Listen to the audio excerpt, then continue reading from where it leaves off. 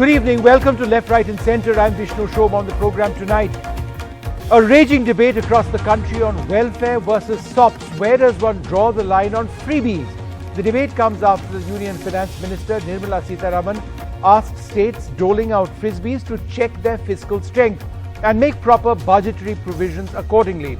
But several opposition leaders have hit back, backing the Freebies policy, claiming that it's for the welfare of the people. We'll be joined by a very special guest on this, the Special Advisor to the Chief Minister of West Bengal on finance issues and at this stage on pretty much all issues, Dr. Amit Mitra, in just a moment. And he'll do the math on whether freebies actually make sense or not. Later on the show, our NDTV exclusive, how China is now encircling India, not just across the Himalayas, but across the Indian Ocean as well. We'll bring you satellite images, and let's roll those images if we can. We'll bring you satellite images of the Chinese base at Djibouti in the Horn of Africa with a Chinese warship deployed. All right, well, let's quickly move on now to our top story. Dr. Amit Mitra joins us at this stage. Sir, there are lots of individuals, many in the government, who say that there's no limit to giving freebies. These are essentially announced ahead of elections, and if states are allowed to do whatever they want, then we'll have no money left. That's the essential argument. How would you respond? I think let's first take the case of the centre. I'm a little shocked by this reverie business that is going on, because it is the centre which provides the largest amount of reverie, if you want to call it. I would not want to call it so. I would not want to call it freebie, because they are fundamental to economic growth of a country. Right. Let me give a quick example.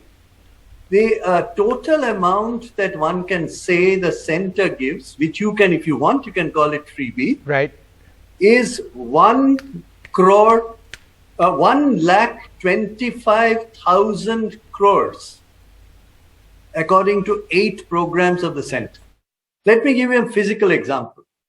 Honorable Prime Minister on January 1st, 2022 suddenly announced 20,900 crores of what? PM Kisan scheme, in which PM Kisan Samman Nidhi will give 6,000 rupees direct transfer to farmers. Now 10 crore farmers could benefit. Perfect case of freebie, if you want to call it so. I wouldn't want to call it so. Okay. Same, you take National Assistance Program, started in 1995. Why don't you discontinue it? Because it's a direct transfer, freebie, and it's 9,652 crores by this government. right. I mean, I can go on to show you that 1.25 lakh crores is being given by the central government, which can be construed as being freebies. So my first point is absolutely misplaced. It almost looks as though the Prime Minister and his government is looking at a mirror. They seem to see themselves in terms of freebies. I've given you the data. So I don't oppose it. But how then, Dr. Mitra, have you managed to do this, for example, in West Bengal? How have you balanced finances? Yes, I think it is very interesting that in West Bengal, I'll give you just quickly a few examples. 25,000 rupees goes straight into the account of a girl child under what is called the Kanyashri scheme, 25,000 rupees. Now, that is uploaded from the educational institution where she is, if she is above 18 years of age and not married. You know what is the budget for that? It's huge. 75 lakh girls have benefited from that. You call it a freebie. Now, what has happened is dropout rates have significantly come down. Now, you take Krishak Bandhu scheme of West Bengal, 10,000 rupees to farmers with 1 acre of land and 4,000 rupees who have less than 1 acre of land. Now, what has been the outcome of that? Right. It's a huge outcome for the farmers at a very critical time. You take Swasthya Sathi. Do you know that the PG hospital, known as SSKM hospital, today treats 10,000 patients a day completely free? Right. West Bengal's entire public health system is free. And same way, you have the Lakshmi Bhandar, of women getting 1,000 rupees for SC/ST, 500 rupees, immediately created demand during the COVID period. Keynesian-wise, it is a perfect solution to creating demand, which was lacking in the market. But Dr. Mitra, you know, when we were talking about this, you'd mentioned a very interesting point that if you look at how freebies actually happen around the world, you know, there are interesting comparisons which can be made. So how does it work in a few select countries, and how does it work over here in comparison? Yes, I think before you answer that, let me tell you the United Nations gave the highest award in the world to West Bengal for the Kanyashri program, where Mamata Banerjee personally received it, where I was present in that day. So it's not, you know, that's an international recognition of what you may call a freebie. Let me go to United States. United States has allocated 2.2 trillion, not billion, trillion US dollars, Economic Security Act. You know what that means? Each family of 2 adults and 2 children get $3,400 a month. Right. Complete freebie. Now, as a result, the American economy is turning around. Okay. You take because this money goes straight into the market as demand, creating Keynesian multiplier. Now, UK has the furlough scheme. 80% of your last salary you will get. Germany's minimum income benefit. And Australia, nobody knew this probably. Australia is providing $565 in 15 days. Now, these are capitalist economies, market economies. Now, is it that the Honorable Prime Minister and his government is not aware that this is the scale at which internationally you provide stimulation targeting the poor so that they come back in the market and create Keynesian multiplier? Right. West Bengal is a classic case. Right. And do you know our fiscal deficit is way below the center, which is less than a half of the center. Sure. And our debt GDP ratio is only 34%, which is much lower than anybody else. All right. So the point being that freebies, if done, and you know, you may not use the word freebies, but you know, these plans done smartly do not necessarily, you know, bring down your revenues to a point where it's untenable. They can in fact support economic growth in the long run, bring our people into the economic fold. Yes, let me also add that if you ask any economist, they will tell you, in the case of education, it is what is called a market failure. Private sector does not provide basic education. Right. In health, it does not provide. United States does not have any private schools other than just a few. Right. So the bottom line, you feel, Dr. Mitra, there shouldn't be any question of doing away with this. It doesn't make sense. No, not only not doing away, it is an absurd statement to make that you provide bravery or some such thing. I don't know where that comes from, where you yourself in the center is following that process. Right. And so are the states, and so is United States, Germany, Japan, Australia. So only thing to do is direct digital transfer. That's what West Bengal has got the highest award from the government of India for integrated financial management system, or direct transfer in the bank account. Okay. All right, Dr. Mitra, thanks very much for sort of joining us. This debate continues to rage across the country on whether freebies make economic sense. It really depends on who you ask. Thanks very much for being with us. A couple of comments have come in on this. Nishid writes in, says, a general concern over freebies is pushing the economy to ruin. Others says, what is the positive side of freebies in India? Well, we're going to move on now to an NDTV exclusive report. Satellite images sourced by us indicate that China's naval base in Djibouti on the Horn of Africa is now fully operational and supports Chinese warships deployed in the Indian Ocean. You see the base on your screen right now. Why is this important for us? China's presence in Djibouti is part of a detailed plan to establish its presence in the Indian Ocean, directed not just, for example, at the US Navy, which has major bases in the Persian Gulf, but also at the Indian Navy, the next largest in the region. Images of the fully operational base in Djibouti come at a time when China has docked a 25,000-ton satellite and ballistic missile tracking ship in the Sri Lankan port of Hambantota. We'll talk about that as well in a moment. But first, This is the area that we are talking about. Djibouti in Africa to the west, Gwadar in Pakistan, where China is building a base, and Hambantota to the east in Sri Lanka, where China has a 99-year lease to the port. It's effectively theirs. But first, let's turn our attention to the Chinese base in Djibouti on your screen, built at a cost of $590 million and under construction since 2016. It's located by the strategic Bab al-Mandab Strait, which guards the approach to the Suez Canal, one of the most critical channels of international commerce. Significantly, the images from Maxar, which we've procured, show a Chinese ship, a Yuzhou class landing ship, docked along a 320-meter long berthing area located near an apron that supports helicopter operations. This is a large 25,000-ton vessel designed to embark up to 800 soldiers and a combination of vehicles, air cushion landing craft and helicopters. In other words, a potential flagship of any Chinese fleet operating in the Indian Ocean. Elsewhere, there's an apron that you see over here for helicopter operations in the center of your screen. Looks like a small runway, where in this image taken less than a week back, there appear to be training activities underway on this apron or runway.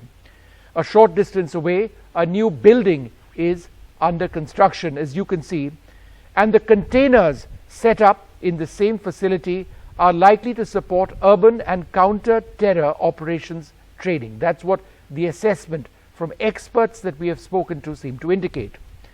And in this image, you can see a wide shot of all of what we've described so far: the ship, the base, the training facilities, the new building under construction. It's a large facility in the Horn of Africa. Finally, a look at the Chinese satellite and missile observations ship, the Yuanwang 5, everyone's been talking about. That remains docked in Hambantota in Sri Lanka. We've marked its satellite and communication dishes. It's berthed next to an oil tank farm and is likely being refueled. It is being refueled at a time when Sri Lanka hardly has enough fuel to supply its own citizens. Well, joining us now, two of the finest Indian Navy officers that I've interacted with, Admiral Arun Prakash, the former Navy Chief, Vice Admiral Shekhar Sinha, the former Commander-in-Chief of the Western Naval Command. Thanks very much for being with us. Admiral Prakash, how does this represent, let's talk about Djibouti first, how does this represent a challenge, if not a threat, for Indian interests?